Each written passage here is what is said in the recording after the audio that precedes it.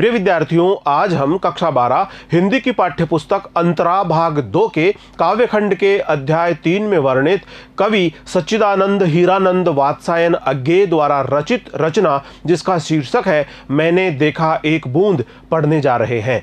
Video भाग 1 में हमने कवि सच्चिदानंद हीरानंद वात्सायन अज्ञे का परिचय प्राप्त किया है। वीडियो भाग 2 में हमने अज्ञे द्वारा रचित रचना जिसका शीर्षक है यह दीप अकेला का अध्ययन किया है। आइए आज हम कवि अज्ञे द्वारा रचित रचना जिसका शीर्षक है मैंने देखा एक बूंद का अध्ययन करें। मैंने देखा एक बूंद कविता सच्चिदानंद हीरानंद वात्सायन अज्ञे जी के काव्य संकलन अरि ओ करुणा प्रभामय से ली गई है। सच्चिदानंद हीरानंद वात्सायन अज्ञे जी का काव्य संकलन जिसका नाम है अरि ओ करुणा प्रभामय से यह कविता जिसका शीर्षक है मैंने देखा एक बूंद इसे लिया गया है। यह एक प्रतीकात्मक कविता है। बूंद क्षणभंगुर मनुष्य और समुद्र विराट तत्व का प्रतीक है। इसमें बूंद को क्षणभंगुर मनुष्य का और समुद्र को विराट तत्व का प्रतीक बताया गया है, अथवा ये क्रमशः व्यष्टि और समष्टि के प्रतीक हैं। व्यष्टि से आशय है मनुष्य और समष्टि से आशय है समुद्र। इस प्रकार से यह एक प्रतीकात्मक कविता है। बूंद क्षणभंगुर मनुष्य और समुद्र विराट तत्व का प्रतीक है, अथवा ये क्रमशः व्यष्टि और समष्टि के प्रतीक हैं। कवि ने बूंद के माध्यम से मानव जीवन के प्रत्येक क्षण की महत्ता प्रतिपादित की है। एक बूंद के माध्यम से मानव जीवन के प्रत्येक क्षण को प्रतिपादित किया है। मानव जीवन के प्रत्येक क्षण के महत्व को प्रतिपादित किया है। कवि ने बूंद के माध्यम से मानव जीवन के प्रत्येक क्षण को प्रतिपादित किया है। समुद्र के झागों से अलग हुई बूंद, जो बूंद समुद्र के झागों से अलग हुई है, समुद्र में उठती हुई लहरों से उत्पन्न हुए झागों से जो बूंद अलग हुई है, समुद्र के झागों से अलग हुई बूंद क्षणभंगुर और नाशवान है, पर समुद्र नाशवान और क्षणभंगुर नहीं है। संध्याकालीन ढलते सूर्य की सुनहली किरणों से बूंद प्रकाशित होती है। जब सायंकालीन सूर्य अस्त होते हैं, जब सायंकालीन सूर्य ढलते हैं, उस समय सूर्य की जो किरणें पड़ती है लालिमा लिए हुए, अरुण रंग लिए हुए, तांबे जैसा लाल पीला रंग लिए हुए जो सूर्य की किरणें निकलती है, संध्याकालीन ढलते सूर्य की जो सुनहली किरणें निकलती है जिसमें विविध प्रकार के रंगों का संयोजन होता है, उन रंगों से यह बूंद प्रकाशित हो जाती है, जिसे देखकर कवि के मन में दार्शनिक विचार आता है।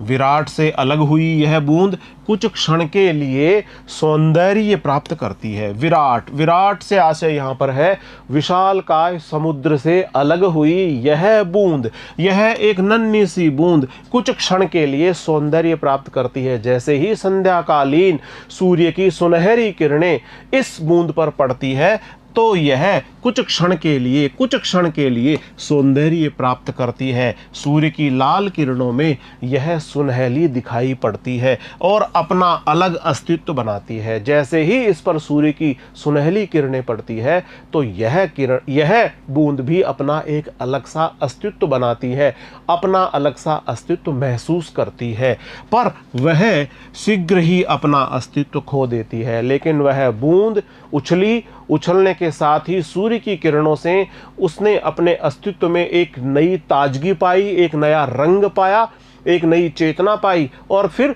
बहुत ही शीघ्र यानी अगले ही क्षण वह अपना अस्तित्व खो देती है। यह अलग होना नश्वरता के दाग से मुक्ति का एहसास कराता है। ये अलग होना ही नश्वरता के दाग से मुक्ति का एहसास कराता है। इसी प्रकार मानव जीवन में भी क्षण का बड़ा महत्व होता है। मानव जीवन में क्षण का बहुत महत्व होता है। कवि ने उसकी क्षणभंगुरता को प्रतिष्ठापित किया है। कवि का विचार है कि व्यष्टि जब समष्टि से पृथक होता है तब वह अस्तित्वहीन हो जाता है। व्यष्टि जब समष्टि से अलग होता है, एक व्यक्ति जब पूरे समाज से अलग होता है, एक बूंद जब सागर से अलग होती है, ऐसी स्थिति होने पर वह अस्तित्वहीन हो जाती है, उपेक्षणीय हो जाती है।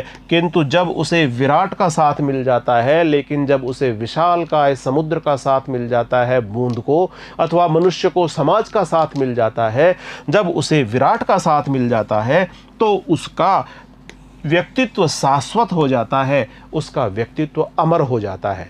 तो आइए पढ़ते हैं इस कविता को। मैंने देखा एक बूंद। सबसे पहले इस कविता का वाचन करते हैं। मैंने देखा एक बूंद सहसा उछली सागर के झाग से। मैंने देखा एक बूंद सहसा उछली सागर के झाग से, रंग गई क्षण भर ढलते सूरज की आग से। रंग गई क्षण भर ढलते सूरज की आग से। मैंने देखा एक बूंद सहसा उछली सागर के झाग से, रंग गई क्षण भर ढलते सूरज की आग से। मुझको दिख गया, मुझको दिख गया, मुझको दिख गया, सूने विराट के सम्मुख हर आलोक छुआ अपनापन, है उन्मोचन नश्वरता के दाग से। मुझको दिख गया, ढलते सूरज की आग से मुझको दिख गया, सूने विराट के सम्मुख हर आलोक छुआ अपनापन, है उन्मोचन नश्वरता के दाग से। इस कविता का अब हम अर्थ ग्रहण करते हैं, इसका भावार्थ प्राप्त करते हैं। इन पंक्तियों में मैंने देखा एक बूंद सहसा उछली सागर के झाग से, रंग गई क्षण भर ढलते सूरज की आग से। सबसे पहले इन पंक्तियों का संदर्भ जान लेते हैं। मैंने देखा एक बूंद कविता कवि सच्चिदानंद हीरानंद वात्सायन अज्ञेय जी की कृति, जिसका नाम है अरि ओ करुणा प्रभामय, से लिया गया है और हमारी पाठ्य पुस्तक अंतरा भाग 2 में इसका संकलन किया गया है। अज्ञेय जी की कृति जिसका शीर्षक है अरि ओ करुणा प्रभामय, से इस कविता को मैंने देखा एक बूंद, इस शीर्षक वाली कविता को लिया गया है। अज्ञेय जी के अरि ओ करुणा प्रभामय नामक कृति से इस कविता को लिया गया है और इसे हमारी पाठ्य पुस्तक अंतरा भाग 2 में संकलित किया गया है। प्रसंग देख लेते हैं इन पंक्तियों का। उपर्युक्त काव्य पंक्तियों में अज्ञेय ने समुद्र से अलग दिखने वाले बूंद की क्षणभंगुरता का वर्णन किया है। बूंद क्षण भर के लिए सूर्य के प्रकाश से प्रकाशित होती है, इसे देखकर कवि दार्शनिक हो जाता है। जैसे ही समुद्र की लहरों से उत्पन्न झाग से एक बूंद उछलकर ऊपर की तरफ उठती है, उस पर सूर्य की सुनहरी किरणें पड़ती है, वह सुनहरी किरणों से अपने अस्तित्व को जगमगाहट और रंग से भरा हुआ प्राप्त करती है और इस प्रकार इस दृश्य को देखकर कवि दार्शनिक हो जाते हैं। विराट के सम्मुख बूंद का समुद्र से अलग होना नश्वरता के दाग से मुक्ति का अनुभव है। आइए अब इन पंक्तियों की व्याख्या देखते हैं। मैंने देखा एक बूंद सहसा उछली सागर के झाग से, रंग गई क्षण भर ढलते सूरज की आग से। सहसा, सहसा से आशय है अचानक। मैंने देखा एक बूंद सहसा उछली सागर के झाग से। कवि कहते हैं कि बूंद सागर की लहरों के झाग से उछलकर अलग हुई। मैंने देखा, कवि ने देखा कि एक बूंद सागर में उठती हुई लहरों से उत्पन्न झाग में से उछलकर ऊपर की तरफ उठी। मैंने देखा एक बूंद सहसा, अचानक ही उछली सागर के झाग से वह उछल करके ऊपर की तरफ उठी। एक बूंद अपने स्थान को छोड़कर समुद्र की लहरों से उत्पन्न झाग में से अपना स्थान छोड़कर ऊपर की ओर उछली। कवि कहता है कि बूंद सागर की लहरों के झाग से उछलकर अलग हुई और पुनः उसी में समा गई। संध्याकालीन रंग गई क्षण भर ढलते सूरज की आग से। और जो सायंकालीन सूर्य है, उस सूर्य द्वारा निकलती हुई किरणों द्वारा, जो सुनहरी किरणें हैं, तांबे जैसे लाल रंग की किरणें हैं, नारंगी रंग की किरणें हैं, विविध रंगों से संपन्न ये किरणें इस बूंद पर जैसे ही पड़ी, उस प्रकाश से यह बूंद रंग गई, एक क्षण मात्र के लिए ही रंग गई। सूर्य की सुनहरी किरणों से निकलते हुए अरुणाभ अलग अलग प्रकार के रंग, लाल रंग, पीला रंग, नारंगी रंग, सुनहरा रंग, इस प्रकार विविध रंगों के संयोजन से जो रंग उत्पन्न हुआ, उस रंग से यह बूंद क्षण भर के लिए रंग गई। इन पंक्तियों में कवि कहता है कि बूंद सागर की लहरों के झाग से उछलकर अलग हुई और पुनः उसी में समा गई। संध्याकालीन सूर्य की किरणें अरुणाभ थी, अरुण रंग की थी, उसमें लाल रंग भी था, उसमें तांबे जैसा लाल, पीला और नारंगी रंग भी उसमें समाहित था। इस प्रकार सुनहरी किरणें, सूर्य की संध्या काल की सुनहरी किरणें, वह बूंद भी उन किरणों का संपर्क प्राप्त करके लाल हो गई और झिलमिलाने लगी। कवि कहता है कि बूंद सागर की लहरों के झाग से उछलकर अलग हुई और पुनः उसी में समा गई। संध्याकालीन सूर्य की किरणें अरुणाभ थी, विविध प्रकार के सूर्य से निकलने वाले रंगों से रंगी हुई थी। वह बूंद भी उन किरणों का संपर्क प्राप्त करके लाल हो गई और झिलमिलाने लगी। मुझको दीख गया सूने विराट के सम्मुख, हर आलोक छुआ अपनापन, है उन्मोचन नश्वरता के दाग से। इन पंक्तियों में आए हुए कठिन शब्द देख लेते हैं। विराट, विराट से आशय है बहुत बड़ा, विराट, विराट से है विशालकाय, बहुत बड़ा। उन्मोचन, उन्मोचन से आशय है मुक्त करना, ढीला करना। नश्वरता, नश्वरता से आशय है नाशवान, नष्ट होने वाला। मुझको दीख गया, कवि कहते हैं इन पंक्तियों के माध्यम से कि जब सागर की लहरों के झाग से एक बूंद सहसा ऊपर की ओर उठी और उस पर सूर्य की किरणें पड़ी, सूर्य की सुनहरी किरणों ने उस बूंद को छुआ, उस बूंद को रंगा, तो कवि ने उस दृश्य को देखा और उस दृश्य को देखकर कवि कहते हैं मुझको दीख गया सूने विराट के सम्मुख, हर आलोक छुआ अपनापन। आलोक से आशय है प्रकाश, छुआ अपनापन, है उन्मोचन नश्वरता के दाग से। कवि कहते हैं कि वह बूंद क्षणिक थी, एक क्षण के लिए ऊपर उठी थी और जैसे ही वह बूंद एक क्षण के लिए ऊपर उठी, सूर्य की सुनहरी किरणों के संपर्क में आई और सुनहरी किरणों के रंग से अपने आप को उसने रंग लिया। किंतु उसकी क्षण भंगुरता निरर्थक नहीं थी। वह उस बूंद के उछलकर पुनः सागर में विलीन होने के दृश्य को देखकर कवि के मन में एक दार्शनीय भावना जागृत होती है। मुझको दीख गया सूने विराट के सम्मुख, हर आलोक छुआ अपनापन, है उन्मोचन नश्वरता के दाग से। एक प्रकार का दार्शनिक सत्य कवि के समक्ष उद्घाटित होता है। उस बूंद के उछलकर पुनः सागर में विलीन होने को दृश्य को देखकर कवि के मन में एक दार्शनिक भावना जागृत होती है कि व्यक्ति बूंद है, व्यक्ति एक बूंद के समान है, व्यक्ति को बूंद के समान बताया गया है, तथा सागर समाज के समान है और सागर को समाज के समान बताया गया है।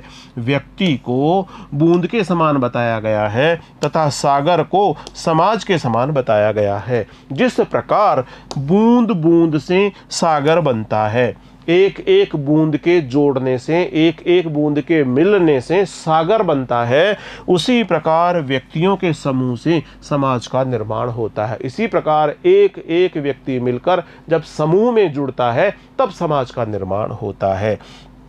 कवि कहते हैं कि वह बूंद क्षणिक थी किंतु उसकी क्षणभंगुरता निरर्थक नहीं थी। उस बूंद के उछलकर पुनः सागर में विलीन होने के दृश्य को देखकर कवि के मन में एक दार्शनिक भावना जागृत होती है कि व्यक्ति बूंद है, व्यक्ति बूंद के समान है तथा सागर समाज के समान है। जिस प्रकार बूंद बूंद से सागर बनता है, उसी प्रकार व्यक्तियों के समूह से समाज बनता है। मुझको दीख गया सूने विराट के सम्मुख, हर आलोक छुआ अपनापन, है उन्मोचन नश्वरता के दाग से। इन पंक्तियों की व्याख्या आगे करते हुए कवि कहते हैं कि बूंद का सूर्य किरणों से प्रकाशित होकर चमकना, बूंद जैसे ही ऊपर की तरफ उछली, सूर्य की किरणों के संपर्क में आई और वह चमकने लगी और पुनः समुद्र में विलीन होने को देखकर कवि को आत्मबोध होता है कि विराट सत्ता निराकार है और अखंड है। उस विराट सत्ता आंख से निकली हुई एक नन्ही सी बूंद एक क्षण में ही अपना अस्तित्व खो देती है और पुनः विराट सत्ता में ही समाहित हो जाती है। यह दृश्य देखकर एक दार्शनिक विचार कवि के मन में आता है और वह अपने आप को आत्मबोध से भर लेता है। बूंद का सूर्य किरणों से प्रकाशित होकर चमकना और पुनः समुद्र में विलीन होने को देखकर कवि को आत्मबोध होता है कि विराट सत्ता निराकार और अखंड है, जीव अखंड खंड है। कवि को उसमें भी अखंडता के दर्शन होते हैं। कवि को उसमें यानी विराट सत्ता में अखंडता के दर्शन होते हैं, सत्य के दर्शन होते हैं। इस विराट सत्ता में ही कवि को सत्य का दर्शन होता है। वह अनुभव करता है कि मानव जीवन के वे क्षण सार्थक हैं जो विराट के साथ विलय होने पर व्यतीत होते हैं।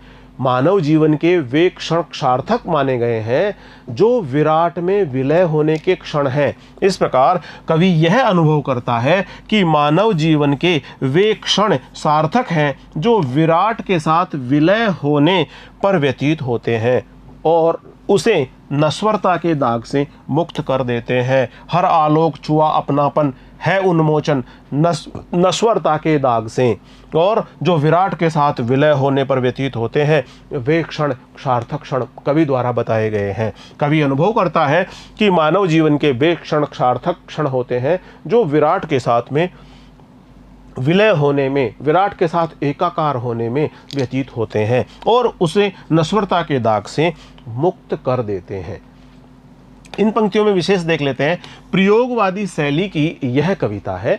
अज्ञेय प्रयोगवाद के पुरोधा माने जाते हैं। अज्ञेय जी को प्रयोगवादी कविताओं का पुरोधा कवि माना जाता है और इस कविता में भी प्रयोगवादी शैली का प्रयोग किया गया है। बूंद व्यक्ति का और सागर समाज का प्रतीक है। इसमें बूंद को व्यक्ति का प्रतीक बताया गया है और सागर को समाज का प्रतीक बताया गया है। आग शब्द आलोक के लिए आया है। तत्सम शब्दावली का प्रयोग किया गया है और बिंब को बहुत सुंदर ढंग से प्रस्तुत किया गया है। जैसे ही सहसा उछली एक बूंद, जैसे ही इन पंक्तियों को कोई भी पाठक पढ़ता है तो उसके मन मस्तिष्क में समुद्र से उठते हुई लहरें, उठते हुए झाग और उससे ऊपर उठती हुई बूंद इत्यादि पूरा का पूरा दृश्य पाठक के मन मस्तिष्क में जीवंत हो उठता है। यह बिंब का सजीवता से प्रदर्शन करना, सजीवता से अभिव्यक्तिकरण करना है और इस बिंब को बहुत ही सुंदर ढंग से प्रस्तुत कविता में किया गया है। बिंब विधान नवी कविता की प्रमुख विशेषता है जिसमें कविता में चित्रात्मकता आ गई है। प्रिय विद्यार्थियों, आज हमने कवि सच्चिदानंद हीरानंद वात्सायन अज्ञेय द्वारा रचित रचना मैंने देखा एक बूंद का अध्ययन किया है। अगले वीडियो में हम कवि अज्ञेय द्वारा रचित रचनाएं, पहली रचना जिसका शीर्षक है यह दीप अकेला और दूसरी रचना जिसका शीर्षक है मैंने देखा एक बूंद से संबंधित अभ्यास प्रश्न लेकर शीघ्र ही हम आपके समक्ष उपस्थित होंगे। तब तक नमस्कार।